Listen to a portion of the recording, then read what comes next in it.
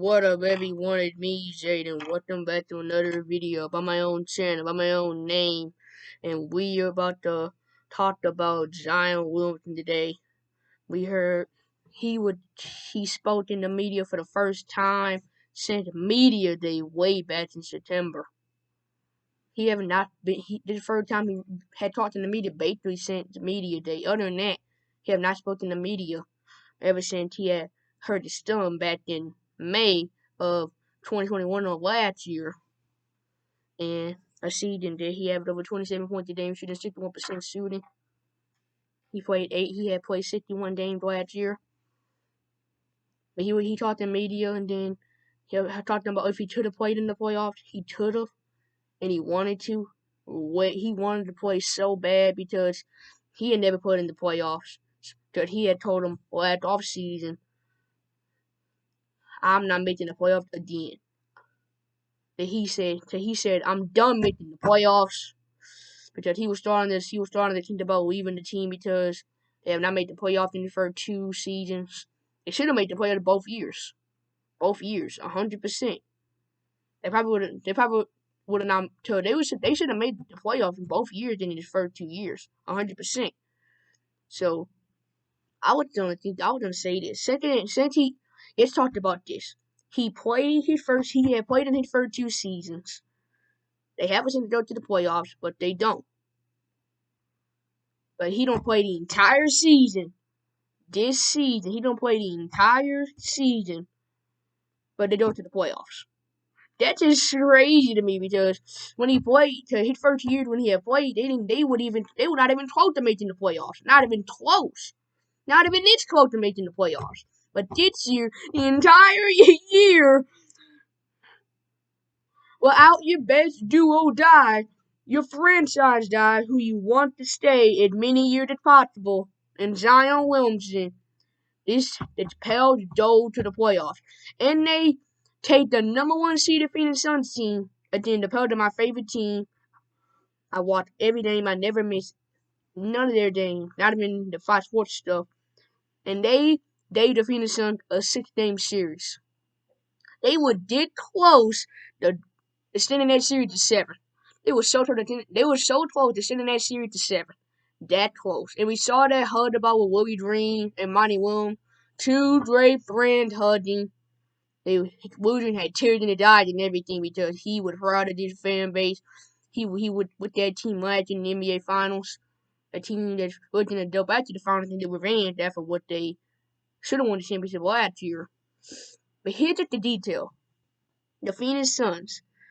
They only got to the finals last because of injuries. Because when they were playing the Lakers, they would have done destroy. Destroy. Anthony Davis was dominating them. He would have over 34 points and 12 rebounds a game. And 3 blocks a game. When he was playing, he would have over 34 points, 12 rebounds, and 3 blocks. When he's playing, they would have didn't dominate. But then when he got injured, the Phoenix Suns took advantage of that. They took advantage because one thing you got to advantage when the Lakers played it out. If Anthony Davis and then you got the Denver Nuggets, you don't have Jamal Murray. They sweep. And then you have the Clippers. No Kawhi. For the entire series. And that series go to 6. And then you go to the finals. You're up 2-0. You have a healthy Bucks team. They're still trying to get Giannis back in shape. So the Bucks were basically still injured. So you win the first 2 games on your home floor. But then in Game 3 to Game 6, he's at full strength. And then the Bucks start winning game after game. And they don't win the entire thing. Because, let me tell you this. The Phoenix Suns, they wouldn't do it last year in the playoffs. They wouldn't even put it out of the first round. They would have put the lose that first round in 5 games. And they should have. They would have put the lose that first round. If Anthony Davis would have stayed healthy with a player like him, cannot stay healthy because he always injured himself. they would have lost in that first round in 5 games. You know this. This is not a dumb question. You should know this. They would have lost in that first round if he would have stayed healthy. And when they was put, and then they basically got lucky. All the team they had played was injured, so they basically got lucky. And then they win the first 2 games. And one thing, Giannis is still injured. He's still trying to find a rhythm after hyper-stepping that knee in the conference final versus the Hawks last year. A team that really had a great season last year. They had a really okay season this year too, but it wasn't the same like it was last. They would end up with injuries, making the Pell for most of the series, making John Collins for the last part of the year. You didn't have Bogdanovich back and forth, so you had banged up injuries. Trae Young didn't have the best series. He basically had struggled in the entire series besides Game 3. So that's your answer right there. So if the Hawks were healthy and Trae Young would dominate like he normally does, then they probably would have had a shot of beating the Miami Heat. So, but again, the Sun, they go up 2-0. Giannis still trying to get into a rhythm. But then in Game 3 or Game 6, he's having over 30 points a game. Oh yeah, he's having over 30 points plus. He's having over 30 to 40 points a game. And the Bucks win. Now you have about Zion Williamson. And also after this, we'll be talking about the Memphis Grizzlies and the T-Wolves Game 6. That was another great game that was a great series to watch too. Zion Williamson in his first media since September 27th, when it was media day, when he was saying he wasn't gonna be ready, but he wasn't, and then he had a setback, and then he was gonna be ready he wasn't gonna be ready for the start of the year, and then they say he was gonna be ready for December, but then he had a setback, and then on January 5th, he got moved to Portland for 2 months, and then on March 5th, he able to come back to New Orleans, and then he able to participate in one-on-one, and then he able to participate in basketball activities. He doing 5-on-5s,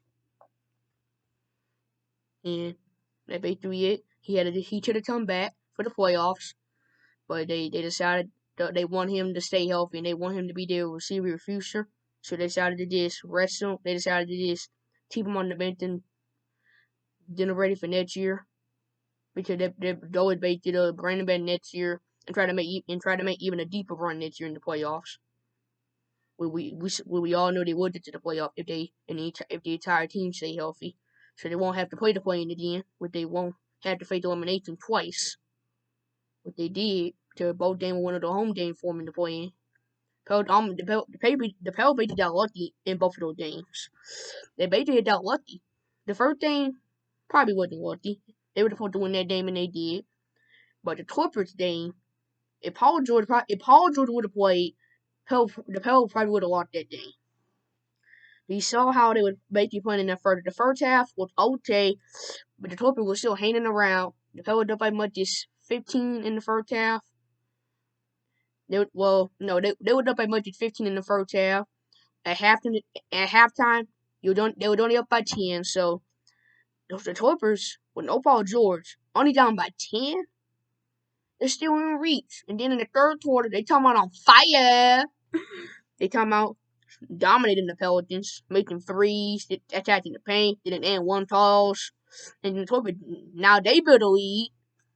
They're up by 13 in the third. Going into the fourth, they're up by 10. They have the momentum. And now Willie Green did an intense speech. Hear what he got to say. He said, "All right, come on, we gotta get our heads up, man. It's a 10-point game going into the fourth quarter. Come on, get your freaking heads up. Did what we went for? Did what we worked hard for? Okay, we ain't giving it up. We are not freaking giving it up. You gotta freaking fight. You gotta fight. You gotta freaking fight." That was his speech, and then when he said, "You gotta freaking fight," the Pels went into the fourth quarter and took over, and They played their defense. They made a lot of threes and got back into the game and won it. So I kind of like that part right there. I think get back to Zion. Did what he said in the media. I kept saying this, but then I was talking about, and then all the other stuff in my head. You talked about what? Now you talked about Zion probably a couple minutes, and then ended the video. He said this. Somebody asked him if the Pels gonna offer you an extension. The Pels plan to offer you a 5-year, 181. Well, no, I'll tell you that after this. Did what somebody asked him if the Pels will offer you a extension, like let's say 150 million, will you take it for 5 years? Yeah, I'll take it. Yeah, I'll take it. I'll definitely take it. I'll take it as fast as possible. And then what 81 and Alti said on NBA Countdown earlier. The Pels plan to offer Zion a 5-year, $181 million extension, probably in the month of June. Somewhere in the time of month of June. 5-year, $181 million extension. That's a lot of money. And they man haven't not even played and the man have not played in a year, and they're planning to pay him this much money. I'm not surprised. Even though he haven't played all year, he's still the franchise guy. He's still the best player when he's healthy. He's still is Zion Wlliamson. He still can give you 27 a night like he did last year. The one problem is how all they gonna fit in with Zion when he comes back. How you gonna fit with guys he have not even played with, like Jonas? He have not played with yet. He have not played with CJ. He had barely played with Eamon back and forth last year. In his first year, he barely had played with him already. So he did play with him, but he barely had played with him back and forth. Herb, Larry Nance, Larry Nance, Herb,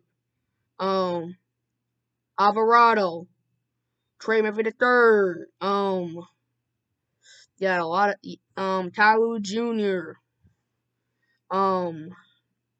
You had a lot of that in that team.